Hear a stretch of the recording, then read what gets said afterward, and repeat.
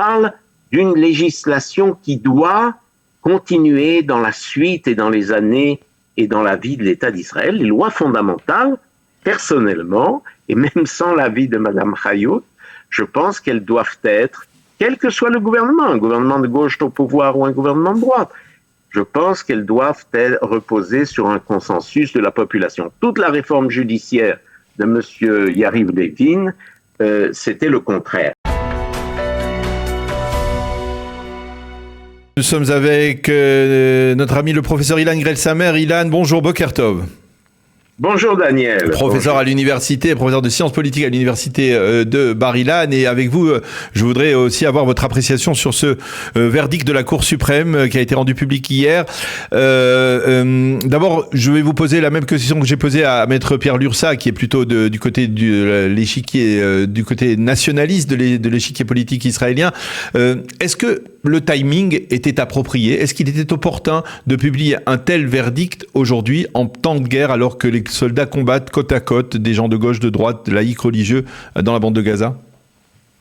Ma réponse est oui. Je pense que la Cour suprême d'Israël, qui est l'une des institutions les plus représentatives de la démocratie israélienne, n'est pas tenue par le timing. Est-ce qu'on arrive au chef du Hamas à Khan Younis? Est-ce que ceci et cela? Non, c'est une institution qui décide par elle-même du timing de ses décisions, et par conséquent, je ne vois pas du tout le problème posé en la matière. Ouais, on a souvent dit...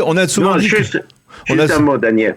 Le verdict de la Cour suprême n'a pas ralenti les opérations militaires à Gaza, n'a pas porté atteinte à ces opérations militaires qui continuent jour après jour. Donc, je ne vois absolument pas même la question qui peut se poser là-dessus. Et la question, c'est que ce verdict fait ressurgir un débat qui a été extrêmement virulent jusqu'au 7 octobre et que l'on aurait voulu voir dépasser peut-être.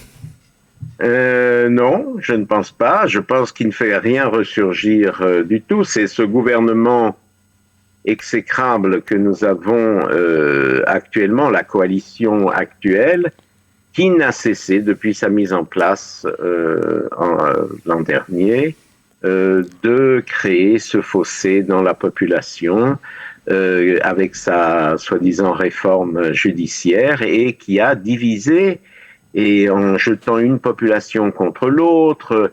Maintenant, Oritztruk, les pilotes d'avions contre les fantassins, et la gauche contre la droite, les religieux contre les laïcs. Non, c'est ce gouvernement qui est responsable de cette situation.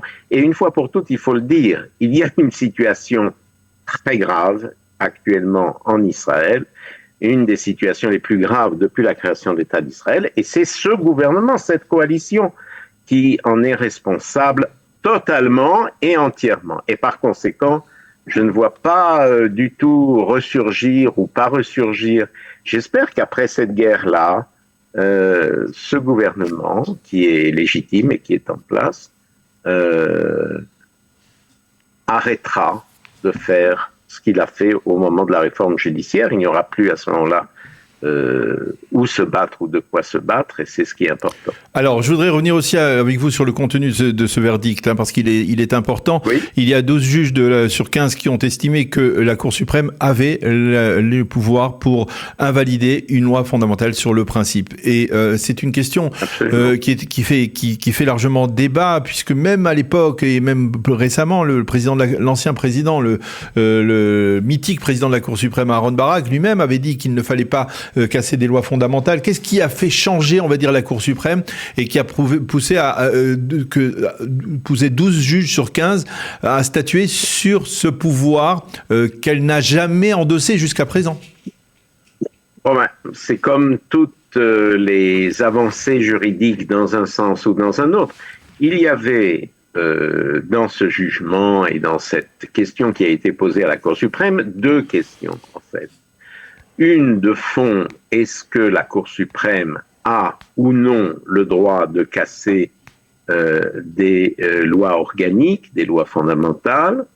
Et la deuxième, c'était spécifiquement sur cette loi qui a limité la cause de vraisemblabilité de la part de la Cour suprême dans ses jugements. Et qui était plutôt une question qui est liée à la réforme judiciaire, qui est liée aux événements très actuels et qui est une question d'actualité. Donc il y avait une question de fond fondamentale et une question d'actualité. Si 12 juges, et d'ailleurs je dirais presque 12 juges et demi parce que le juge Elron qui s'est abstenu n'a pas éliminé la possibilité que dans des cas extrêmes, la Cour suprême puisse casser des lois fondamentales. Donc c'est une très large majorité, disons-le, de la Cour suprême qui a décidé de changer, oui, comme vous le disiez très justement, de changer la jurisprudence qui était en cours jusqu'à maintenant. Mais je ferai remarquer que si sur certaines questions, la Cour suprême se divise entre progressistes et conservateurs, c'est bien connu. Dans ce cas, dans le cas de la position de principe, de la possibilité de la Cour suprême de casser des lois fondamentales, il y a eu une très grande majorité des juges qui ont jugé qu'il fallait changer dans ce sens. Oui, c'est une jurisprudence qui n'était pas en cours en Israël, mais tant pour étendre que pour restreindre, les juges de la Cour suprême sont maîtres de leur décision. Ce sont tous les 15 d'excellents juristes parmi les meilleurs du pays et il n'y a pas de raison qu'ils ne puissent pas décider des choses comme ça. Je rappelle d'ailleurs, parce que c'est important, que c'est le gouvernement qui qualifie une loi de fondamentale ou non. C'est le droit de la Cour suprême de juger, comme dans le cas présent, que une loi fondamentale a été prise pour des raisons personnelles ou politiques ou autres. Donc, c'est un changement, effectivement, mais c'est un changement que la majorité des juges ont décidé. Seulement, voilà, alors là, je voudrais revenir sur cette majorité, parce que dans le verdict de la présidente sortant de la Cour suprême, il y a la question de la majorité. Elle dit tout simplement la loi qui a été votée en juillet dernier par la Knesset a été votée avec une majorité de 64 députés, et il faut que désormais les lois fondamentales puissent être le reflet d'une sorte de consensus. Alors ça, c'est tout à fait nouveau, parce que jusqu'à présent, la majorité, oui, mais c'était... c'est très juste. Attendez, pardon. La majorité, c'était une voix de majorité. Or là maintenant, on dit dans des cas comme cela, c'est une majorité spéciale. Dois-je vous rappeler, je pense pas que je dois vous le rappeler, Ilan, que la loi qui a été votée, qui est à l'origine de la première révolution initiée par le président Aaron Barak en 1992, a été votée avec une majorité relative, et c'est elle qui est à l'origine de tout l'activisme juridique, de tous les changements qui sont intervenus dans la Cour suprême. Oui. Alors pourquoi finalement il y a deux poids et deux mesures? Alors, la réponse est la suivante. Quand un gouvernement a plus de 61 députés dans sa coalition, c'est un gouvernement légitime et il ne s'agit absolument pas de remettre en question la légitimité d'un gouvernement soutenu par une majorité. Là, c'est une autre question. Israël n'a pas de constitution, je dirais malheureusement, vous pouvez comparer aux autres pays démocratiques, à part quelques-uns, pays démocratiques doivent avoir une constitution qui définit les rapports entre les pouvoirs. Alors, ce qu'il y a en Israël à la place d'une constitution, ce sont ces lois fondamentales. Loi fondamentale, HaKnesset, loi fondamentale, HaMemshala, etc., etc. C'est comme des éléments d'une constitution qui sont votés. Et là, la position que je comprends parfaitement de la présidente Hayout est de dire que, en ce qui concerne ces lois fondamentales, ça ne suffit pas d'en revenir à une voix de majorité ou 4 voix de majorité, etc. Ce sont des évolutions fondamentales qui doivent faire l'objet d'un consensus au sein de la population. Je donne un exemple. Si la réforme judiciaire avait traité d'un problème qui est très grave, celui du temps que mettent les procès. Par exemple, vous faites un procès, c'est dans 5 ans que vous aurez la réponse, etc. Ou d'autres questions essentielles dont je peux vous faire la liste. Oui, c'est bien qu'il n'y ait pas d'histoire de gauche et droite et de division de la population, mais que ces choses se fassent par consensus. Les lois, le système politique israélien est un système qui a été basé sur le consensus, au fond. Et si vous prenez Pardon, je m'excuse. Vous connaissez l'histoire comme moi. Les accords d'Oslo, ils ont été votés avec une voix de majorité. Mais c'est pas une loi fondamentale. Ah ben c'est quand même une loi, c'est quand même un événement dramatique dans l'histoire de l'État d'Israël. Un événement dramatique, oui.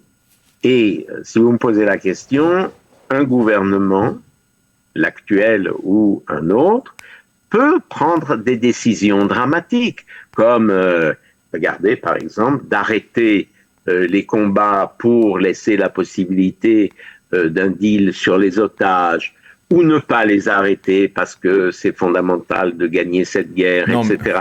Il y a un tas mais parce que l'argumentaire de ceux qui disent... Daniel, vous confondez entre des décisions dramatiques et la législation de lois fondamentales. Ce n'est pas la même chose. Et Oslo, par exemple, un gouvernement pouvait revenir sur Oslo et annuler les accords d'Oslo ou quelque chose comme ça. Ça, c'est des décisions fondamentales, des décisions dramatiques.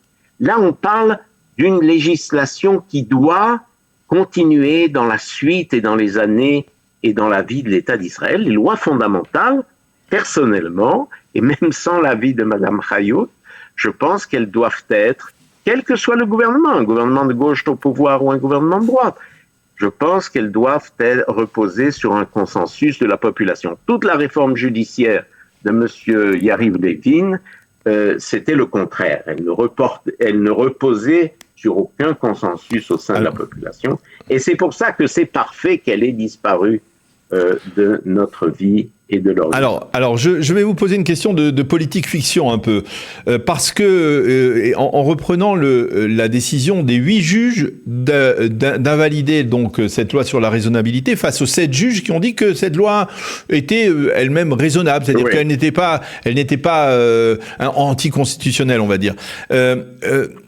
Ça veut dire que tout de même, on n'est pas loin, même si c'est difficile de faire une distinction très claire entre conservateurs et progressistes. Il y a dans la Cour suprême, et c'est peut-être l'acquis le plus intéressant, et inattendu, c'est qu'il y a dans la Cour suprême également des juges qui sont des juges conservateurs. Il y en aura peut-être d'autres dans la Cour suprême. Et moi, dans le cadre de cette analyse de politique fiction que je voudrais vous soumettre, c'est de dire, dans un cas où il y a une majorité de juges qui s'installe parce que la majorité du peuple est conservatrice, il y aura une majorité de juges conservateurs dans la Cour suprême. Est-ce que vous agirez de la même manière? Oui, c'est-à-dire, est-ce que vous soumettrez de la même manière au verdict de la Cour suprême, même s'ils vont à l'encontre d'une ligne libérale? Tout à fait, et je pense qu'il faut le dire très clairement, quand on a une Cour suprême, évidemment quand les juges sont élus de la façon juridique adéquate et selon les règles, etc., oui, de temps en temps vous aurez une majorité conservatrice, de temps en temps une majorité progressive, mais je voudrais vous signaler quelque chose, Daniel, c'est que les gens ne savent pas toujours comment le juge qu'ils élisent à la commission d'élection des juges va être. Il y a des gens que l'on croit à l'origine très conservateurs et donc la droite est très contente qu'ils aient été élus, et après, dans leur jugement, ils ont des jugements tout à fait libéraux. Je vous fais remarquer... C'est moins vrai dans le cas contraire, hein. C'est moins vrai dans le cas contraire. Hein. Non, mais je vous fais remarquer que certains des juges qui ont voté avec Madame Chayout l'annulation de cette loi sont des juges qui ont été élus au moment à l'époque d'Ayelet Shaked, qui elle-même n'est pas très progressiste et qui pensait que M. Groskopf, par exemple, voterait. Mais ça a été vrai dans de très nombreux cas. Oui, vous avez raison, en général, c'est dans un sens. Oui. Des gens qu'on pensait conservateurs voient finalement la lumière et deviennent plus progressistes. Et les autres sont dans la lumière, en fait. Oui, mais Daniel, je vous fais remarquer que chez les journalistes, par exemple, vous voyez sur la scène politique israélienne des journalistes des différentes chaînes, des différents journaux, qui étaient, entre guillemets, de gauche et qui sont devenus très à droite. Vous en connaissez peut-être certains, moi j'en connais. Et donc, on ne peut jamais être sûr, même quand on élit un juge, qu'il sera exactement comme ceux qui l'ont élu pensent qu'il sera. Dernière question, comment faire pour que, justement, lorsque les canons se tairont, eh bien, on ne retombe pas dans le débat, on va dire, c'est-à-dire dans cette manière exacerbée de débattre de sujets qui sont des sujets importants. Comment faire pour canaliser une sorte de débat légitime dans la société israélienne, Ilan ?